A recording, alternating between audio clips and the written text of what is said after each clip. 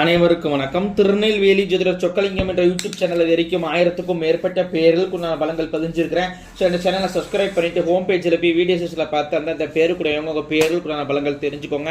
குறிப்பாக அந்த ஸ்வீச்சா அப்படிங்கிற பேரோட எங்கள் குடும்பத்திலே சொந்தக்காரர்களே நட்போட்டாரத்தில் இருந்தாங்கன்னா அவங்களுக்கு நம்ம வீடியோ லிங்க் தயவு செஞ்சு ஷேர் பண்ணுங்க.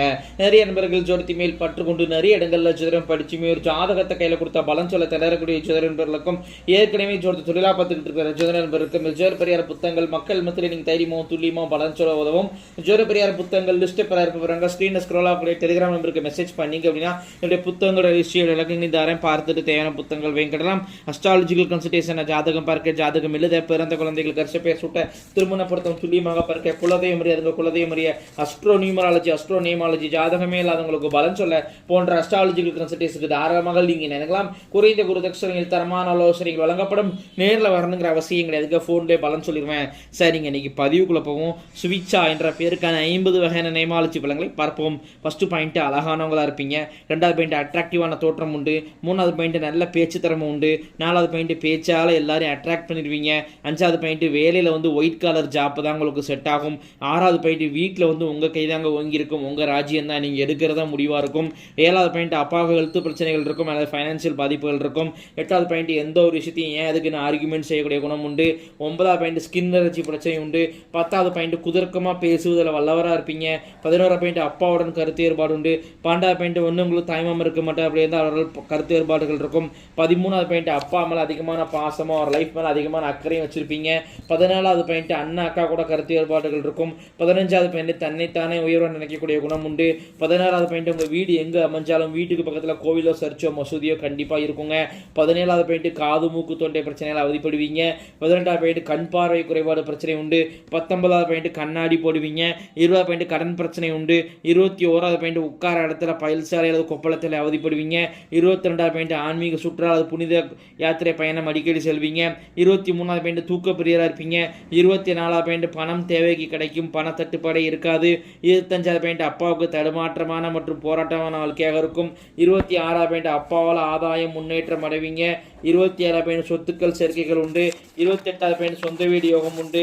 29வது பாயிண்ட் மனசு தடுமாற்றம் இருந்துகிட்டே இருக்கும். 30வது பாயிண்ட் பூரிய சொத்துக்கள்லாம் கிடைக்கும். 31வது பாயிண்ட் எந்த ஒரு விஷயத்தையும் பொறுமையா நிதானமாக ஹேண்டில் பண்ண மாட்டீங்க. 32வது பாயிண்ட் கணவர் வழியில் அற்பாயில இறந்து போனவங்க உண்டு. 33வது பாயிண்ட் கணவர் கூட பிறந்தவங்க ஒருத்தங்களுக்கு கல்யாண வாழ்க்கை பாதிக்கப்பட்டிருக்கும். 34வது பாயிண்ட் ஆண் குழந்தை நினைச்ச மனக்கவலை இருக்கும். ஒரு ஆண் வாரிசு இல்லைங்கிற கவலையா, ஆண் வாரிசு நம்ம கட்டுப்பட மாட்டேங்கிற கவலையால் ஆண் வாரிசு ஃபியூச்சர் நினைச்ச ஒரு கவலை உங்களுக்கு இருந்துகிட்டு இருக்கும். 35வது பாயிண்ட் இருதய பயம் உண்டு. 31வது point Aadhaar card voter ID இதெல்லாம் பெயர் எழுத்து ஸ்பெல்லிங் மிஸ்டேக் பிரச்சனை சந்திச்சிருப்பீங்க. 37வது பாயிண்ட் ஒரு குழந்தை உங்களுக்கு ஏமாற்றத்தை கொடுக்கும். 32வது பாயிண்ட் அப்பா சொத்துக்கள் கிடைக்கும். 39வது பாயிண்ட் வெளிநாடு வெளிமாநிலம் செல்லக்கூடிய யோகம் உண்டு. 40வது பாயிண்ட் டிசிப்ளினுக்கு முக்கியத்துவம் கொடுப்பீங்க. 41வது பாயிண்ட் கடன் பிரச்சனை உங்களுக்கு இருக்கும். 42வது பாயிண்ட் ஒரு அம்மனை விரும்பி வழிபடுவீங்க. 43வது பாயிண்ட் வாலிப வயசுல ஒரு சைடு லவ் ஃபெயிலியர் ஆயிருக்கும். 44வது பாயிண்ட் அப்பாவுடன் கருத்து ஏற்பாடு உண்டு.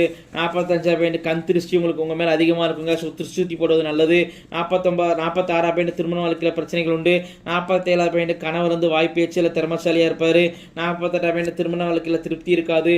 49வது பாயிண்ட் உங்க குடும்பத்துல சைவன் இருக்குங்க. அது உங்க பேரே சொல்லுது. சைவனை அதுக்குள்ள சிம்டம்ஸ் நிரூபிச்சு காட்ட முடியும். உங்க குடும்பத்துல உங்களுக்கு உங்க அப்பா அம்மாவுக்கு 3 வயசுல ஒருத்தங்களுக்கு கால் சொந்தமான பிரச்சனை, கால் வலி, அடிக்கடி காலை அடிபடுறது, கால் வளைச்சல் இருக்கும். காலில் சின்ன புண்ணு வந்தாலும் ஆறாதுங்க. அதே மாதிரி உங்களுக்கு நைட்டு சரியா தூக்கம் இருக்காது. நிம்மதியான தூக்கம் இருக்காது. லேட்டாக தூங்குவீங்க. தூக்கத்தில் திருப்தி இருக்காது. திறமைக்கேற்ற முன்னேற்றம் இருக்காது. எவ்வளோ வருமானம் வந்தாலும் சேமிப்புங்கிறது இருக்காதுங்க. கட்டாயம் சேவனைக்கு எடுத்து செய்யணும். அப்படின்னா தான் உங்கள் குடும்பத்தால் முன்னேற முடியும். உங்களுக்கு நம்பிக்கையானவங்க யாராக இருந்தாங்கன்னா அவங்கள வச்சு தரமாக பண்ணிக்கோங்க. அல்லது ஏன் நம்பிக்கை இருந்துச்சுன்னா வாட்ஸ்அப்பை தொடர்பு கொள்ளுங்க. 3 மாதத்தில் அனுபவ ரீதியான மாற்றங்களை நீங்களே உணர்வீங்க. 50வது பாயிண்ட் உங்களுடைய ஆத்மார்த்தமான தெய்வம். முன் ஜென்மத்தில் நீங்கள் ரொம்ப வேண்டி விரும்பி வழிபட்ட தெய்வம் இந்த ஜென்மத்தை அருள்பாலிக்க நிற்கிறது யார் அப்படின்னு கேட்டீங்கன்னா லட்சுமி தேவி தாங்க. இத்துடன் ஸ்விட்சா என்ற பேருக்கான 50 வகையான நேமாலஜி பலன்கள் முடிவடைகின்றன. இப்போ பேரை வச்சு பலன் சொல்கிறேன் அப்படின்னா ஜாதகத்தை வச்சு நல்லா அதிகமாகவும் எவ்வளோ துல்லியமாகவும் சொல்லுவேன் அப்படிங்கிறத யோசிச்சு பாருங்க அவர்களே. ஸோ ஒரு முறை அஸ்ட்ராலஜிக்கல் கன்சல்டேஷனுக்கு வாங்க. நன்றி நேயர்களே, நன்றி, வணக்கம்.